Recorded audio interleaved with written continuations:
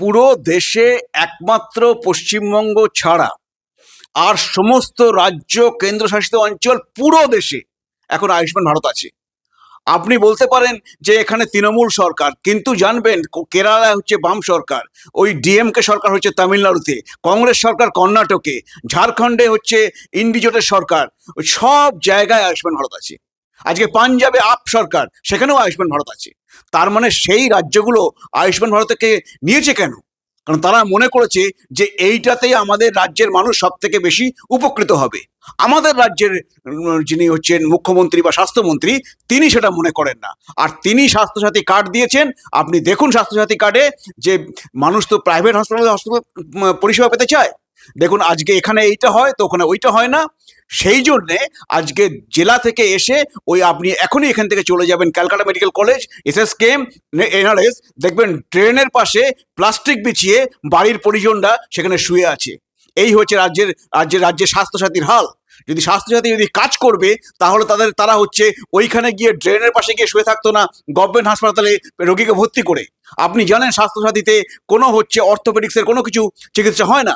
আজকে আপনি জানেন আমাদের রাজ্যে প্রায় 60 লক্ষ পরিযায়ী শ্রমিক। সেই পরিযায়ী শ্রমিক আজকে কোথায় চেন্নাই, কালকে মহারাষ্ট্র, অমুক দিন দিল্লি, তারা কাজের জন্য ঘুরে বেড়াচ্ছে এবং সেখানে কাজ করছে। তারা যদি সেখানে অসুস্থ হয় তাদের কোনো স্বাস্থ্যের কোনো পরিষেবা পাওয়ার উপায় নেই। আজকে আয়ুষ্মান ভারত থাকলে তারা দেশের যে কোনো জায়গায় স্বাস্থ্য পরিষেবা পেত। আয়ুষ্মান ভারতের জন্য 70 বা তার ঊর্ধ্বে যাদের বয়স, তারা আলাদা করে 5 লাখ টাকার কার্ড পান এবং স্বাস্থ্য পরিষেবা বহু মানুষ, প্রায় 1 কোটি বৃদ্ধারা, মানে সিনিয়র সিটিজেন, তারা দেশে পাচ্ছেন। কিন্তু দুর্ভাগ্যের বিষয় আমাদের রাজ্যে একজনও পাচ্ছেন না।